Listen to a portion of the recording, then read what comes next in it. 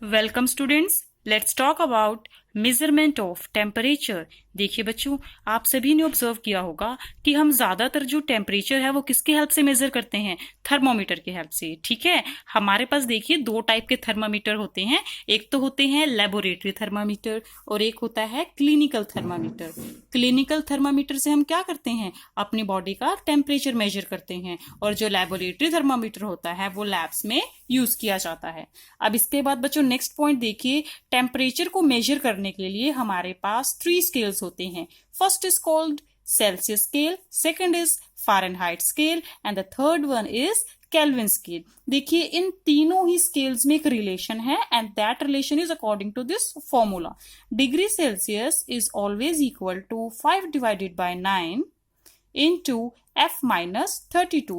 F stands for temperature in Fahrenheit। ठीक है students, kelvin में और सेल्सियस में क्या रिलेशन होता है ये आप सबको पता है, that 0 degree Celsius is equal to 273.15 Kelvin. Okay students, अब नेक्स्ट पॉइंट देखिए, क्वेश्चन है वेरी इंपॉर्टेंट कि वो कौन सा टेम्परेचर होता है जिस पर सेल्सियस स्केल और Fahrenheit scale same reading show करते हैं। ठीक है, तो उस टेम्परेचर की वैल्यू कितनी है? -40 डिग्री। ठीक है, आपने कैसे प्रेडिक्ट किया बच्चों? आपने ये प्रेडिक्ट किया with the help of x. ठीक है, जहां पर एफ फ़ारेनहाइट लिखते हैं वहां पर हमने एक्स प्लेस कर दिया। ठीक है, और जहां पर सेल्सियस लिखते थे वहां पर क्या प्लेस कर दिया? एक्स। तो हमारे पास एक्स की वैल्यू कितनी आई बच्चों? -40। ठीक है, नेक्स्ट हम बात करेंगे गैस लॉस। ये बहुत इंपॉर्टेंट लॉज हैं बच्चों, very important part of this chapter. First is Boyle's law. Boyle's law क्या कहता है कि जब भी हम टेम्परेचर कांस्टेंट रखते हैं तो किसी भी गैस का जो वॉल्यूम होता है वो इनवर्सली प्रोपोर्शनल होता है उसके प्रेशर के। दैट मीन्स अगर आप किसी गैस के ऊपर बहुत ज्यादा प्रेशर लगाते हैं तो उसका वॉल्यूम क्या हो जाता है? कम। और जिस गैस के ऊपर आप कम प्रेशर लगाते हैं उसका वॉल्यूम क्या होता है? ज्यादा। आप सभी को पता है कि जब भी हम इस प्रोपोर्शनैलिटी साइन को हटाने की कोशिश करते हैं तो हमें कोई ना कोई कांस्टेंट इंसर्ट करना होता है। तो यहां पर मैंने क्या लिखा है बच्चों? कैपिटल के। कैपिटल के क्या है? हमारे पास एक कांस्टेंट है। ठीक है, अगर मैं क्रॉस मल्टीप्लाई करती हूं तो पीवी किसके इक्वल आएगा? के इक्वल। और के क्या है बच्चों? हमारे पास कांस्टेंट है। ठीक है, अब नेक्स्ट कंडीशन देखिए, अगर आपके पास कोई गैस है जिसका इनिशियल वॉल्यूम V1 है और प्रेशर कितना है? P1। ठीक है, अगर थोड़े टाइम के बाद उसका वॉल्यूम V2 हो जाता है और प्रेशर क्या हो जाता है? P2। कंडीशन है कि टेम्परेचर कैसा रहना चाहिए? कांस्टेंट। तो P1 और V1 का प्रोडक्ट हमेशा किसके इक्वल आएगा बच्चों? Product of P2 and V2। Okay, तो यहां पर आपके पास एक और डेरिवेशन बनाती है, एक डेफिनेशन बनाती है कि टेम्परेचर रिमेनिंग कांस्टेंट, कि टेम्परेचर कांस्टेंट रहने पर product of pressure, product means जब मल्टीप्लीकेशन होता है, the product of pressure and volume of a given mass of gas is always constant. अब देखिए एक्सपेरिमेंटली आप कैसे वेरीफाई करेंगे बॉयल्स लॉ को। आपने यहां पर देखिए दोनों साइड पर क्या लिया है?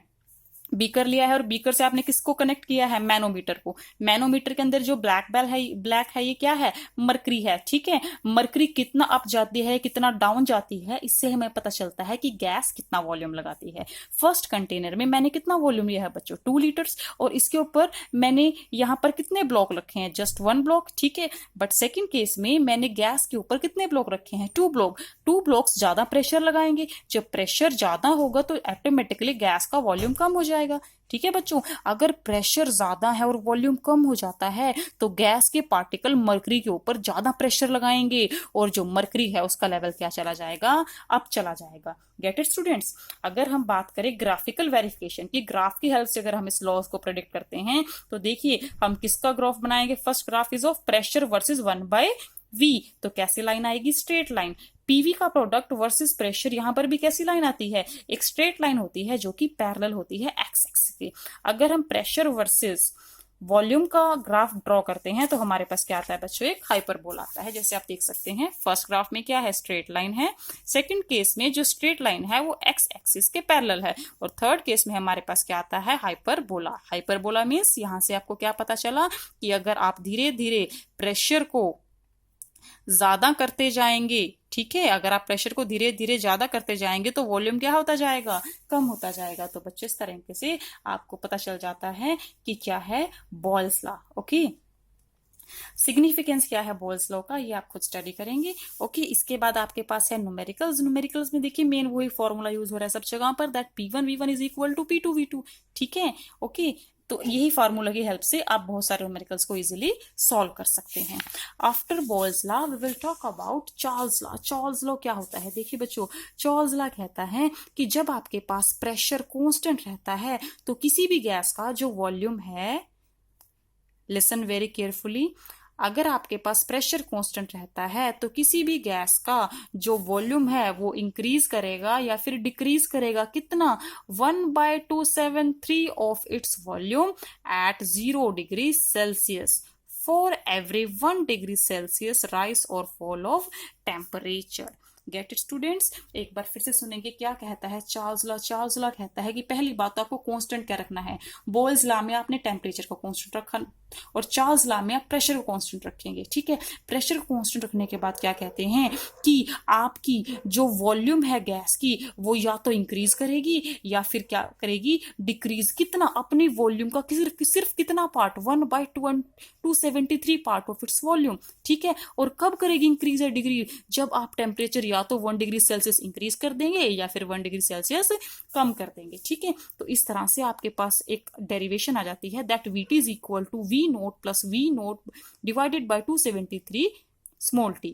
VT क्या है बच्चों, वॉल्यूम, VT क्या है, वॉल्यूम। ओके, और V नोट क्या है आपके पास, इनिशियल वॉल्यूम। ध्यान से देखेंगे, V note is the volume of gas at 0 degree Celsius और VT क्या है, volume of A gas at any temperature T। Okay, अगर मैं इस इक्वेशन को सिंप्लीफाई करती हूं तो मेरे पास क्या आ जाएगा, VT is equal to V naught into 273 plus T divided by 273। ठीक है बच्चों, अब देखिए अगर मैं ग्राफिकल रिप्रेजेंटेशन की बात करूं तो यहां पर एक ग्राफ आता है।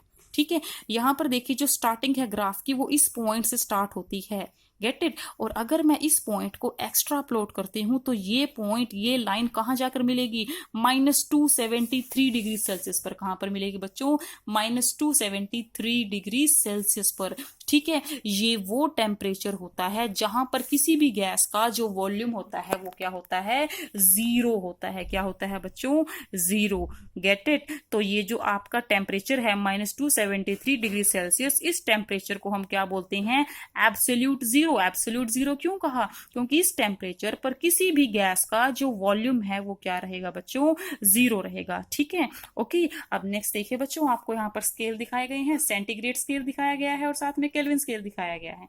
गेट इट, अब नेक्स्ट पॉइंट देखिए बच्चों, चार्ल्स लॉ के बारे में ही देखिए। जो शुरुआत में मैंने आपको बताया था वहां पर मैंने एक कंडीशन लगाई थी कि जो आपका टेम्परेचर है वो डिग्री सेल्सियस में होना चाहिए, बट अगर आपका टेम्परेचर केल्विन में है, किसमें है बच्चों, केल्विन में, तो आपके पास ये चार्ल्स लॉ बहुत सिंप्लीफाई हो जाएगी। ठीक है, अगर आपका जो टेम्परेचर है वो केल्विन में है तो गैस की वॉल्यूम किसके डायरेक्टली प्रोपोर्शनल हो जाएगी, टेम्परेचर के। दैट मीन्स अगर आप किसी भी गैस का टेम्परेचर बढ़ाएंगे तो उसका वॉल्यूम भी क्या हो जाएगा, बढ़ जाएगा। और दोनों के बीच में कैसा रिलेशन आता है, डायरेक्टली प्रोपोर्शनल।